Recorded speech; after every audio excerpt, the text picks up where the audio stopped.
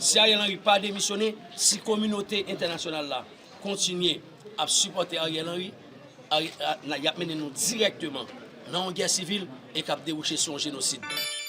En Haïti, la crise politique s'enlise. L'état d'urgence a été prolongé et en l'absence de leadership clair, les gangs se sont imposés et ont pris le contrôle d'une grande partie de la capitale. Avec un système de santé au bord du gouffre, des couvre-feux quotidiens et une capitale à feu et à sang, la menace d'un coup d'État plane de plus en plus sérieusement sur l'archipel. Pour faire le point sur la situation, je retrouve à Port-au-Prince l'ambassadeur du Canada, André-François Giroux. Monsieur Giroux, bon dimanche. Merci d'être avec nous. Bonjour et merci de me recevoir. Bon, vous êtes en télétravail, vous êtes à la maison, les activités de l'ambassade se poursuivent, mais le personnel n'y est pas. Ça se fait à distance. Dites-moi, quelle est la situation sur le terrain à Port-au-Prince au moment où on se parle? Disons que ça fait plusieurs années que Haïti vit une crise sécuritaire, humanitaire et politique, mais pour ce qui est de la sécurité, c'est rien de nouveau, mais il y a eu beaucoup d'insécurité ces derniers jours, comme vous l'avez mentionné en introduction. La grande nouveauté, disons, c'est que les gangs travaillent ensemble et visent certaines des infrastructures névralgiques de la ville, le port, l'aéroport, certains des commissariats. Donc, cette insécurité crée beaucoup d'inconnus.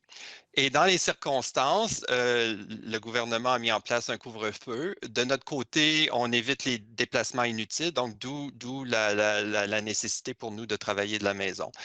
Je vous dirais qu'aujourd'hui, au moment où on se parle, la plus grande source d'insécurité est l'incertitude. Qu'est-ce qui va se passer, tant du point de vue de la situation politique, parce qu'il y a effectivement un besoin pour les forces vives haïtiennes de se rassembler, de trouver une alternative à ce qui est proposé, qui est le coup d'État par la force. Donc, ces personnes se parlent en ce moment et essaient de trouver une solution afin de proposer une voie claire et organisée vers des élections qu'on appuie évidemment fortement. Bon. Euh, Ariel Henry fait-il encore partie d'un scénario de sortie de crise, d'après vous? Ça semble être les Américains semblent croire que ce n'est pas le cas. Qu'en pensez-vous? Ça fait plusieurs mois que M. Trudeau, Mme Joly passent des messages très clairs et très francs à M. Henry à l'effet que c'est nécessaire d'ouvrir le dialogue, de partager le pouvoir. Il a fait des efforts raisonnables, mais malheureusement, beaucoup des partis qui sont à la table considèrent que M. Henry n'avait pas fait assez d'avancées.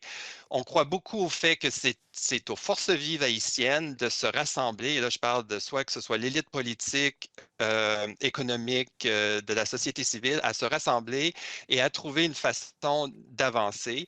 Et la solution à laquelle ils arriveront, nous allons l'appuyer. Bon. Euh, Pendant ce temps-là, il y a les gangs, il y a des chefs de gang, Jimmy Chérizier, qu'on appelle Barbecue, qui disent ben, nous, on va prendre le contrôle, puis on va le gérer, ce pays-là. Est-ce qu'on peut éviter ce scénario qui ne me semble pas être le scénario idéal vu d'ici?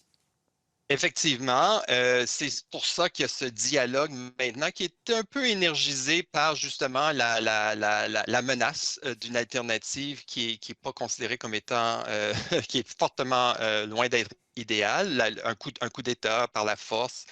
Euh, donc, ces personnalités forces vives travaillent très fort en ce moment sous le leadership, avec l'aide de la CARICOM, qui est la communauté des Caraïbes, et on espère des bonnes nouvelles. Moi, je suis un optimiste, donc je vais vous dire, on espère des bonnes nouvelles dans les jours à venir. OK, alors on parle beaucoup depuis quelques semaines des gangs, des chefs de gangs qui sont dans la rue. Qui sont ces forces vives? Qui risque d'être à la tête du pays au cours des prochains jours, prochaines semaines, si on tente de stabiliser les choses? Ça, là-dessus, j'ai pas vraiment de visibilité. Encore une fois, c'est les principaux partis politiques qui ont constitué le pouvoir dans le passé sont autour de la table.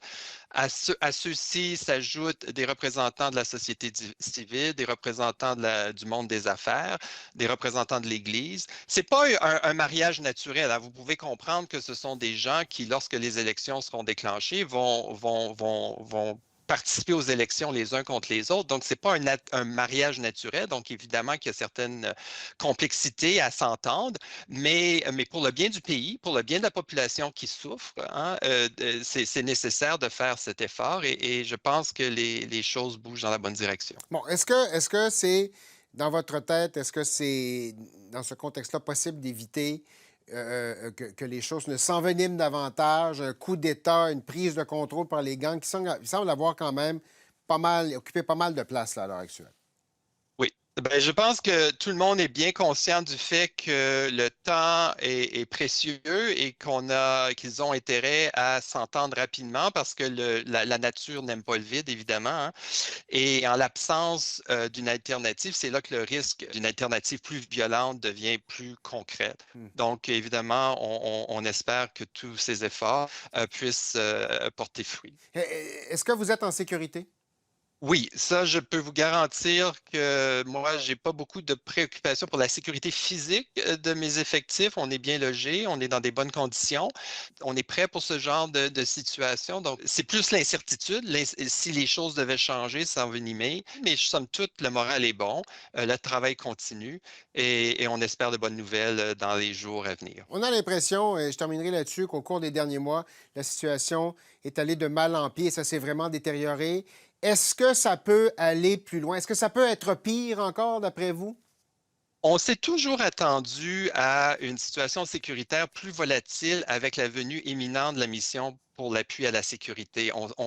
Notre analyse était à l'effet que la venue de la mission multinationale kenyenne était pour gérer de l'insécurité auprès des gangs et que les gangs souhaiteraient probablement consolider leur territoire, s'assurer qu'ils sont en bonne position parce qu'évidemment, cette mission vient pour essayer de contrôler leurs activités. Donc, dans un sens, c'est rien qui n'était pas, qui faisait pas partie des possibilités, mais effectivement, moi, je m'attends à ce on soit dans ce genre de situation un peu incertaine pour les semaines à venir jusqu'à la venue de la mission. Mais encore une fois, la police nationale fait un travail extraordinaire. Comme on dit ici en Haïti, on tient. Donc, c'est-à-dire que c'est pas une situation idéale, mais la vie continue et les gens sont prêts à faire face à la situation. Donc, l'ambassade, les Canadiens, les Haïtiens, on tient. André-François Giroux, ambassadeur du Canada en Haïti, merci infiniment d'avoir été des nôtres. Merci. Merci beaucoup.